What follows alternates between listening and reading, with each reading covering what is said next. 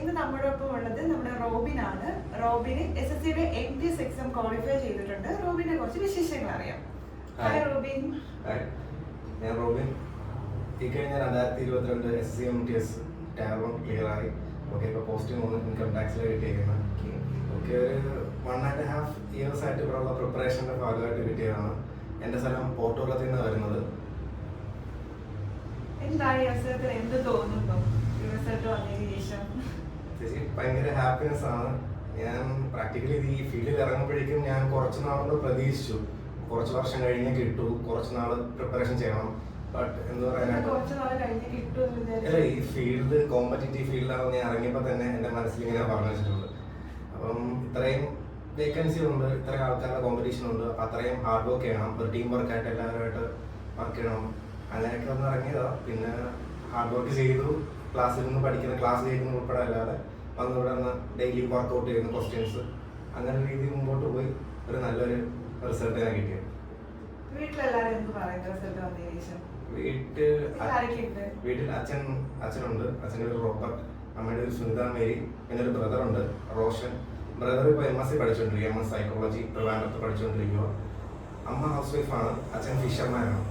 അപ്പം ഞങ്ങളുടെ റീജിയനിൽ നിന്ന് ഒരാളിങ്ങനെ വരുമ്പോഴേക്കും ഞങ്ങളുടെ ഫാമിലി ഭയങ്കര ഹാപ്പി ആയിരുന്നു. ഞങ്ങൾ വിചാരിച്ചില്ല ഇങ്ങനെ ഒരു ഫീൽഡിൽ പെട്ടെന്ന് കിട്ടുന്നു. അപ്പം ഞാൻ BSc മാത്സ് ഫാത്തിമ കോളേജിൽ പഠിച്ചു കഴിഞ്ഞു. നേരെ ഇവിടെ തന്നെ ജോയിൻ ചെയ്തത്. നേരെ ഇവിടെ തന്നെ വന്നു. ഫസ്റ്റ് BSc മാത്സ് കഴിഞ്ഞു. അത് കഴിഞ്ഞ് ഇവിടെ നേരെ റെക്കമെൻഡേഷൻ വഴി തന്നെയാണ് വന്നത്. അപ്പം എന്നെ പണ്ട് മെൻറ്റർ ചെയ്ത ആൻഡ്രൂ സാർ പറഞ്ഞിട്ട് തന്നെ ഞാൻ ഇവിടെ വന്ന് ഓരോ പ്രിപ്പറേഷൻ സ്റ്റാർട്ട് ചെയ്തത്. വീട്ടുകാരെല്ലാം ഭയങ്കര ഹാപ്പിയാണ്. ഞാൻ എക്സ്പെക്ട് ചെയ്തതിനെക്കാട്ടി ഭയങ്കര ഹാപ്പിയാണ്. ഡിപ്പാർട്ട്മെന്റിന്റെ അതുണ്ടായിരുന്നു. MTS പോസ്റ്റ് ആണ്. ഇപ്പം ഇൻകം ടാക്സിൽ MTS പോസ്റ്റിലായിട്ട് ഇപ്പം ക്ലിയർ ആയിരിക്കുന്നത്. അപ്പം മുംബൈയിലാണ് ഇപ്പം കിട്ടിയത്. മുംബൈ റീജിയനിലാണ് ക്ലിയർ ആയിരിക്കുന്നത്. സോ ഇപ്പം ഡേറ്റ് വന്നു, 2 ദിവസത്തിനുള്ളിൽ അപ്പോയിന്റ്മെന്റ്.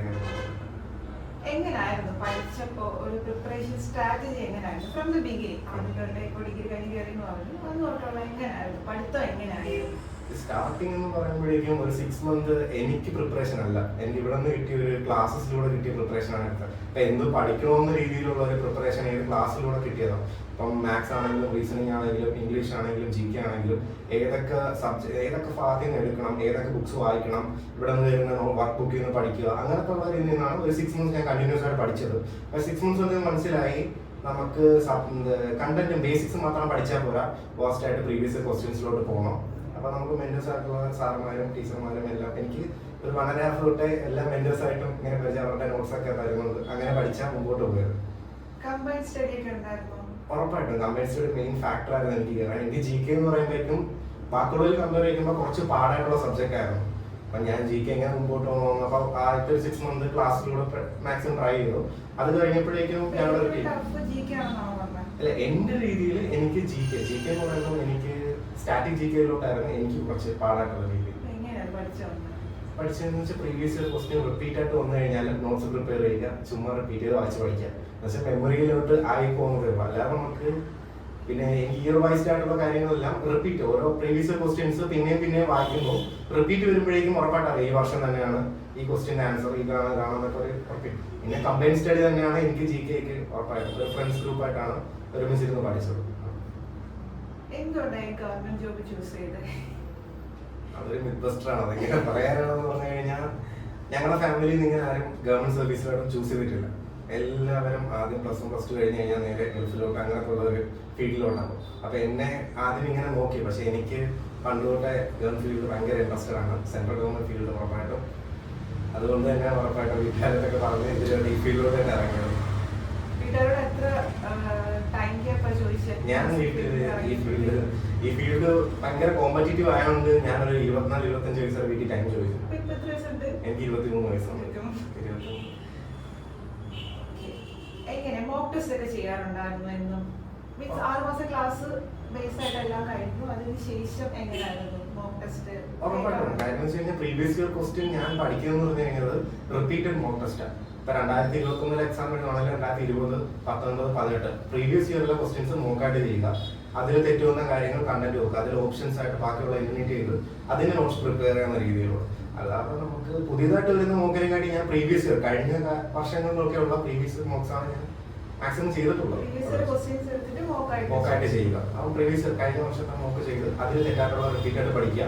അതിനായിട്ടുള്ള പിന്നെ ഓരോ നോട്ട്സ് ഇവിടെ തന്നെ നമ്മുടെ ലൈബ്രറി തന്നെ ബ്ലാക്ക് ബുക്കും അതിനായിട്ടുള്ള ഓരോ ജിക്ക് ഓരോ നോട്ട്സ് ഒക്കെ ഉണ്ട്. അപ്പം അതിലല്ലെങ്കിൽ സാമാന്യം ചോദിച്ചാണെങ്കിലും അവർ മാക്സിമം ഹെൽപ്പ് ചെയ്യും എങ്ങനെ പഠിക്കണമെന്നൊക്കെ.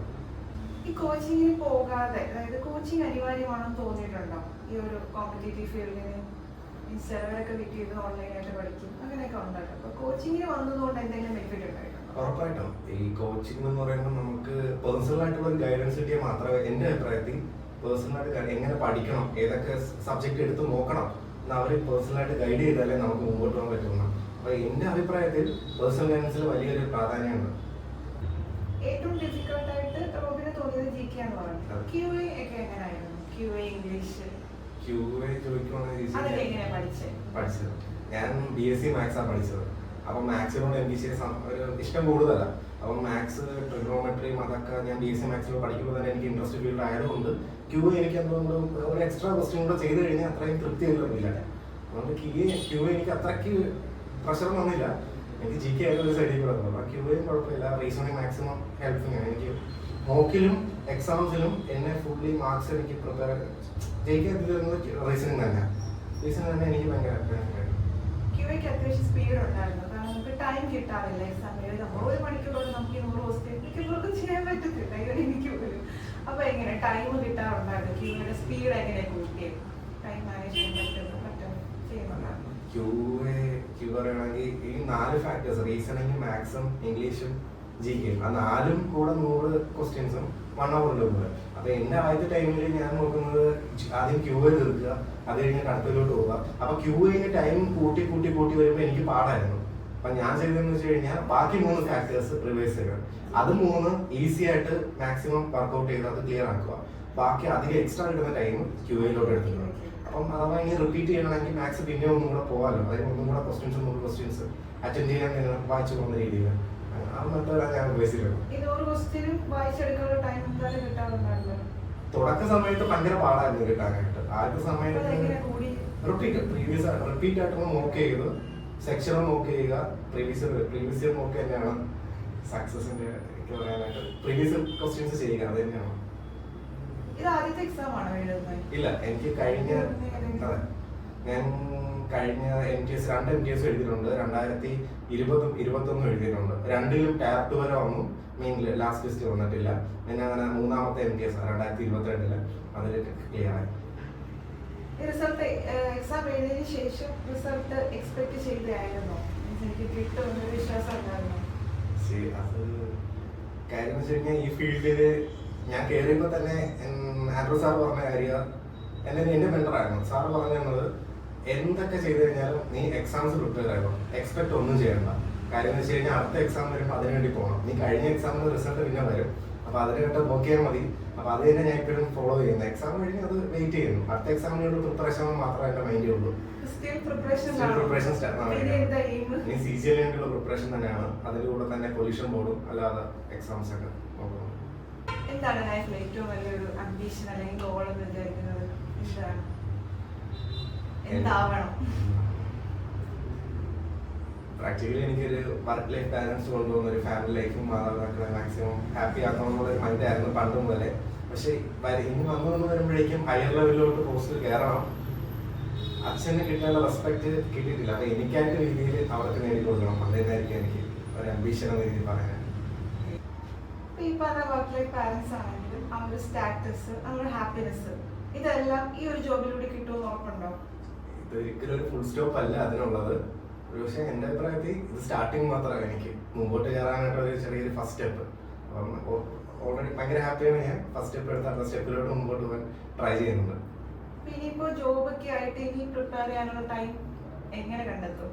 CGL ആണ് അംബിഷൻ, വലിയൊരു പോസ്റ്റ് വേണം എന്നൊരു പറഞ്ഞല്ലോ.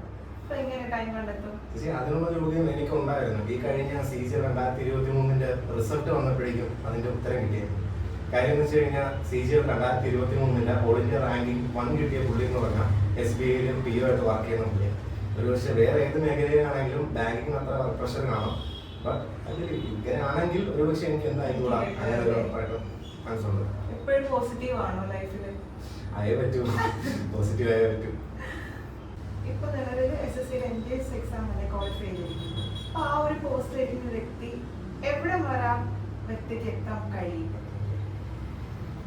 പ്രാക്ടിക്കലി ഇതൊരു 11 പോസ്റ്റ് ആണ്, സ്റ്റാർട്ടിംഗ് പോസ്റ്റ് ആണ്. അപ്പം എൻ്റെ അറിവിൽ ഞാൻ തിരക്കിയതും എൻ്റെ ഒരു ഫ്രണ്ടിൻ്റെ വർക്ക് ചെയ്യുന്നു ഇൻകം ടാക്സ് തന്നെ. പുള്ളിക്കാരൻ ഈ സെയിം പോസ്റ്റിൽ MGS ബോംബെയിൽ കയറിയതാണ്. അപ്പോൾ പുള്ളിക്കാരൻ ഇപ്പം ആലപ്പുഴ വർക്ക് ചെയ്യാം. പുള്ളിക്കാരൻ്റെ പറഞ്ഞ രീതിയിൽ വെച്ച് MGS ആയിട്ട് ആദ്യം കയറിയതാണ്. പുള്ളിക്കാരൻ 13 വർഷത്തിന് ശേഷം നാട്ടിലോട്ട് വന്നു. അപ്പോൾ തിരിച്ചു വന്നപ്പോഴേക്കും ST ആയിട്ട് സീനിയർ ടാക്സ് അസിസ്റ്റന്റ് ആയിട്ടാണ് വന്നത്. ഇപ്പം ഇൻസ്പെക്ടർ പോസ്റ്റിലോട്ട് കയറിയിട്ടുണ്ട്. പുള്ളിക്കാരൻ മാക്സിമം മോട്ടിവേറ്റ് ചെയ്യുകയാണ്, ഒരിക്കലും കളയുന്നത് സ്റ്റാർട്ടിംഗ് ആണ്, ഉറപ്പായിട്ട് അടുത്ത എക്സാമിന് വേണ്ടി പ്രിപ്പയർ ചെയ്യണം എന്ന് തന്നെയാണ് പറഞ്ഞത്. പിന്നെ MTS കയറി കഴിഞ്ഞാൽ അവരുടെ ഗവൺമെന്റ് തരുന്ന ഫോമിൽ പറഞ്ഞിട്ടുള്ളത് 3 years കഴിയുമ്പോഴേക്കും ടാക്സ് അസിസ്റ്റന്റും എക്സ്ട്രാ 3 years കഴിയുമ്പോൾ സീനിയർ ടാക്സ് അസിസ്റ്റന്റും പിന്നെ വർഷങ്ങൾ നമ്മുടെ വർക്കിംഗ് എങ്ങനെ കാപ്പബിലിറ്റീസ് കണ്ടിട്ട് നമുക്ക് ഡിഗ്രീസ് ക്വാളിഫിക്കേഷൻ ഉണ്ട്. അതിനായിട്ടുള്ള ക്വാളിഫിക്കേഷൻ ഉണ്ടെങ്കിൽ ഹയർ പോസ്റ്റിലോട്ട് കയറി പോകാം, പ്രൊമോഷൻ അല്ലെങ്കിൽ അടുത്ത എക്സാംസിന് വേണ്ടി പ്രിപ്പയർ ചെയ്യാനായിട്ട് അവർ തന്നെ മാക്സിമം ഹെൽപ്ഫുൾ ചെയ്യുമെന്ന് പറയുന്നു. നിലവിൽ കോച്ചിങ് ചെയ്യുന്ന കുട്ടികളോട് റോബിൻ എന്താ പറയാനുള്ളത്? സ്റ്റിൽ പ്രിപ്പയർ ചെയ്യുന്നവരോട് അഡ്വൈസ് അല്ല എന്നാലും ഇപ്പൊ എല്ലാവർക്കും അറിയാവുന്ന ഒരു സംഭവം തന്നെയാണ് നെവർ ഗിവ് അപ്പ് എന്ന് പറഞ്ഞൊരു കോട്ട്. കാരണം എന്ന് വെച്ച് കഴിഞ്ഞാൽ ഇത് ഞാൻ എപ്പോഴും നിർത്തി പോകേണ്ട ഒരു കാര്യമാണ്. കാരണം എന്ന് വെച്ച് കഴിഞ്ഞാൽ 2020 GD SSC GD constable exam ഉണ്ട്. ആ എക്സാം എനിക്ക് ക്ലിയർ ആയി ഞാൻ ഫിസിക്കലിൽ പോകുമ്പോഴാണ് എനിക്ക് കളർ ബ്ലൈൻഡ്നസ് ഉണ്ടെന്ന് അറിയുന്നത്. അപ്പോൾ കളർ ബ്ലൈൻഡ്നസ് വെച്ച് പ്രാക്ടിക്കലി 70% ഓഫ് ഗവൺമെന്റ് ജോബ്സ് എനിക്ക് അപ്ലൈ ചെയ്യാൻ പറ്റത്തില്ല. അപ്പം അങ്ങനത്തെ ഒരു ലെവലിൽ ഞാൻ മുമ്പോട്ട് പോകണമെങ്കിൽ നിങ്ങളിപ്പോൾ പഠിക്കുന്ന എല്ലാവർക്കും ഉറപ്പായിട്ടും കുറച്ച് നാൾ അതിനുവേണ്ടി പ്രിപ്പറേഷൻ കൊടുക്കുകയാണെങ്കിൽ നിങ്ങൾ ആഗ്രഹിക്കുന്ന ലെവലിലോട്ട് എത്തിച്ചേരാൻ പറ്റും. റോബിൻ, ഒത്തിരി സന്തോഷമുണ്ട്. ഞങ്ങളുടെ എല്ലാവരുടെയും പേരിൽ ഒരു ബിഗ് കൺഗ്രാറ്റ്സ്. Thank you.